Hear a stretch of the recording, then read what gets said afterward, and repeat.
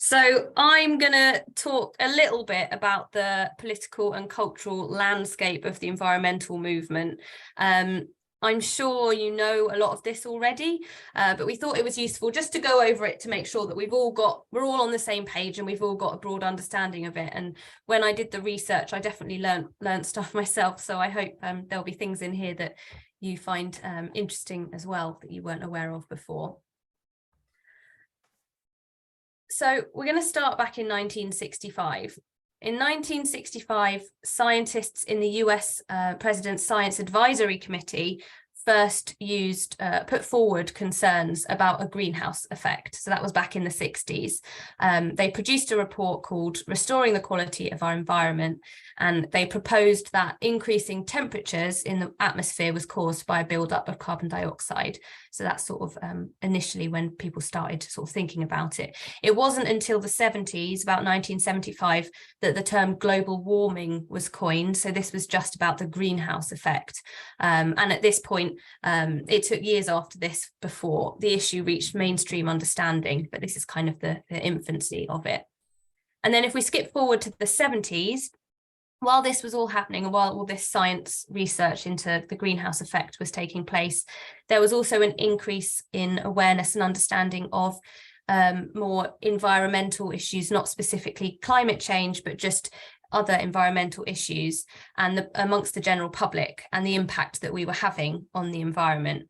And for example, in 1970, we had Earth Day. So this was from concerns such as pollution and toxic waste. It was inspired by the anti-war movement, and it's now marked annually on April the 22nd as the anniversary of the birth of the modern environmental movement. And that, I don't know if any of you saw, there was the 5 days of marches that happened this year in London around this day as well. So it's still kind of marked every year. In 71, so around the same time, a small group of concerned individuals set sail to Amchitka Island off the coast of Alaska to try and stop a US nuclear weapons test. The site was eventually abandoned by the US in 1972, and this group of concerned individuals became Greenpeace.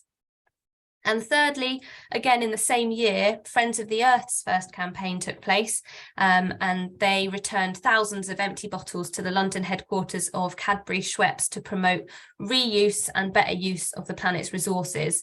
And they kind of set the tone for a peaceful and effective style of campaigning. So as I said, they weren't specifically at this time concerned about climate change because there wasn't that understanding yet, but it was the birth of environmental activists as we know them today. Then if we skip forward to 1988, this was when the UN launched the Intergovernmental Panel on Climate Change, the IPCC. This is an expert panel that was given the job of assessing the developing science on climate change and providing up-to-date information to governments. So the IPCC reports are used as a reference point in the international climate negotiations, and they're a key part of the process of getting countries to agree on the necessary steps to tackle the issue. And that's because it's seen as sort of the expert in the science field. It's peer reviewed by hundreds of people around the world, and the science is seen as quite robust, and therefore the governments are able to use this when they're considering what it is that they're going to be doing. So skipping ahead to 92 was when we had the Rio Earth Summit. So this was an international conference on sustainable development rather than specifically climate change. It was more broader on sustainable development held by the UN. And it established a set of principles for improving and protecting the environment, and it was adopted by 178 countries. It was the first time as well that the issues of economy, climate, and international development were all considered together in a kind of holistic way. And this led to the creation of the United Nations Framework Convention on Climate Change, which is the UNFCCC. Sorry, there are a lot of acronyms in this. And that was sort of a framework for the international cooperation to combat specifically climate change. And then in 1995, we had the first of the COPs, the conferences of the parties through the UNFCCC, and that was held in Berlin.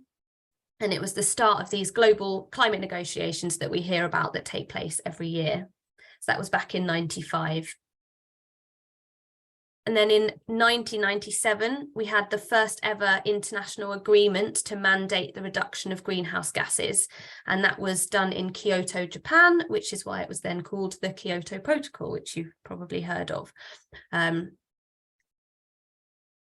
then skipping ahead 11 years, we've got in 2008. So 2008 in this country was when we brought out the Climate Change Act of 2008, and that was an act of the UK Parliament that makes it the government's duty to ensure that the net UK carbon emissions of all the 6 Kyoto greenhouse gases, the key greenhouse gases, were 80% lower by 2050 than the 1990 baseline. So that's compared to 1990, 80% lower than that amount by 2050.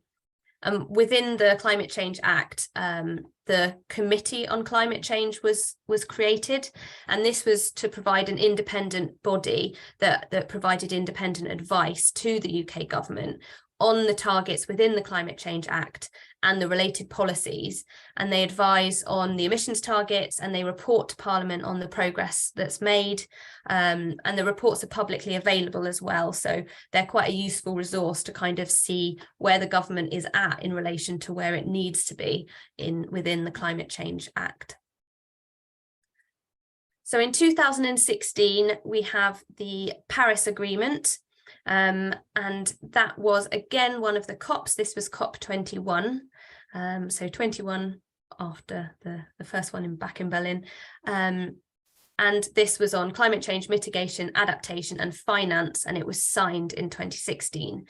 And as of March 2021, 191 members of the UNFCCC, which is nearly every country in the world, were parties to the agreement. You probably saw as well that Trump pulled the US out of this agreement while he was president in 2020, but they rejoined again in 2021 after Joe Biden became president. So they are now part of that. So the long-term temperature goal is the one that you often hear about is the one that's set out in the Paris Agreement, and that is to keep the rise in global average temperature to well below 2 degrees above pre-industrial levels, and to pursue efforts to limit the increase to 1.5. So basically there was a whole load of politics around it, as all these negotiations are, about whether to say 1.5 degrees or not, and in the end they settled with well below 2 degrees, aiming for 1.5. So they've given themselves a bit of a buffer, which, yes, let's not get into that. And the way that should be done is by reducing emissions as soon as possible to achieve a balance in terms of the emissions, the gases that are emitted and the gases that are reabsorbed. So getting that balance, and that's what we call the kind of net zero, is when you've got that balance right between what's emitted and what's reabsorbed. And it also aims to increase the ability of the parties to adapt to climate change. So it's not just about mitigating, it's also about adaptation to the impacts of climate change that we are likely to see, even with 1.5 or 2 degree warming.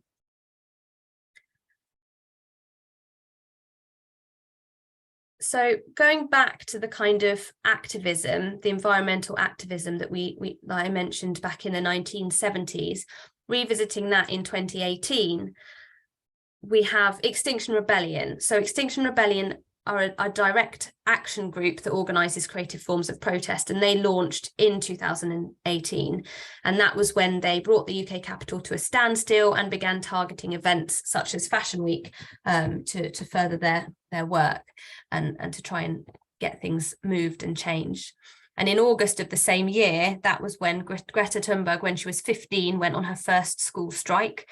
And she sat alone outside the Swedish parliament to protest the inaction of the climate crisis. And she urged leaders to take climate action seriously and sort of said, if you're not going to take my future seriously, then I won't either, so I'm not going to go to school. And her actions then sparked a global movement led by school students regularly striking on Fridays under the banner Fridays for Future. So this public outcry resulted in a series of climate emergency declarations. So the first of these was actually done in Australia, and that was in 2016. And it was the first one of its kind in the city of Durban in Melbourne, Australia. And the city declared it, the climate emergency, in December 2016. So hearing that had happened in 2018, the a UK Green Party politician, Carla Denyer, who was then a member of Bristol City Council, took the lead and brought this forward to Bristol City Council, and they then declared a climate emergency, which was the first of that sort of declaration done in the whole of Europe, and it's widely been credited as a breakthrough in terms of cities and national parliaments beginning to declare climate emergencies. So her motion was described as the historic first motion, which by 2019 had been copied by more than 400 local authorities and parliaments. And in South Cambridgeshire, where most of us are based, they declared their own climate emergency in November 2019 and adopted a zero carbon strategy. So in 2021, we hosted the UNFCCC, the COP, and just a couple of things that came out of that one. So that was a couple of years ago. 100 world leaders announced their commitment to ending and reversing deforestation by 2030, and that included Brazil, which has been responsible for significant deforestation of the Amazon. More than 100 countries have signed the Global Methane Pledge, which is a commitment to cut emissions of methane by 30% between 2020 and 2030. And within that, about half of them are some of the top 30 methane emitters. And according, just so you're aware, in terms of methane, there's a lot of talk about carbon dioxide. Methane is an incredibly important greenhouse gas as well. While it falls out of the atmosphere a lot quicker than carbon dioxide, I think it falls out within sort of 25 years or something, it's actually a lot stronger than carbon dioxide. So the global warming potential of methane is much stronger than carbon dioxide. So by reducing methane quicker, you're going to get a quicker sort of reduction in the temperature, but carbon dioxide stays in the atmosphere a lot longer. So it swings and roundabouts really, but they're both really important for different reasons. So that's just a couple of things on that one. So this is where we are today, 2023. We still see a big gap between where we need to be regarding our emissions and where we actually are. Knowledge and awareness is a lot better in terms of the general public. We all know about it, most of us care a lot about it, but it's still not kind of fully rooted in all aspects of our daily lives. And there's a very stark quote here from the latest IPCC report that came out in 2023. There is a rapidly closing window of opportunity to secure a livable and sustainable future for all. The choices and actions implemented in this decade will have impacts now and for thousands of years. So this report that they brought out this year is the final one until 2030. So it's basically the last report they will be producing where there's still time to mitigate the worst effects of climate change. So the problem is that a lot of the things I've talked about have been targets and pledges that governments have made.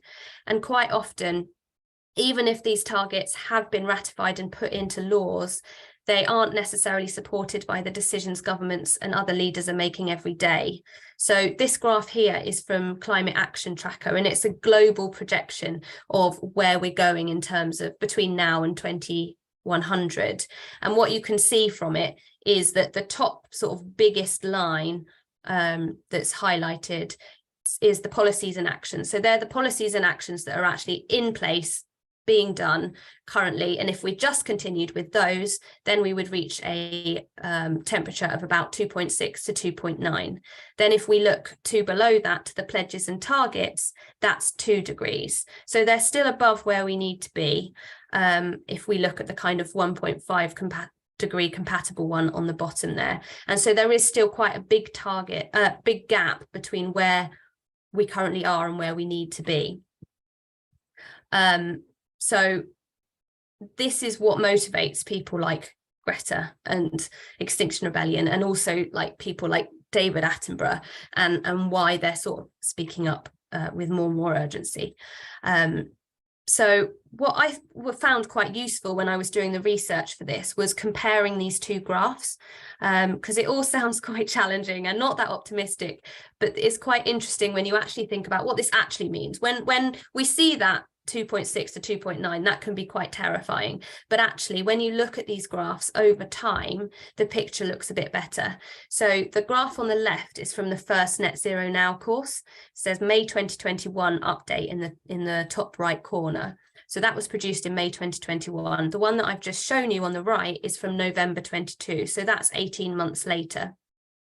And what you can see is that the picture is improving. So on the current policies on the left-hand side, the maximum temperature rise was 3.1 degrees. Now, as of the most recent one, if you look on the right-hand graph, it's 2.9. So there have been more policies and actions put into place since then in that last 18 months that has led to a 0.2 degree reduction in the kind of projection here.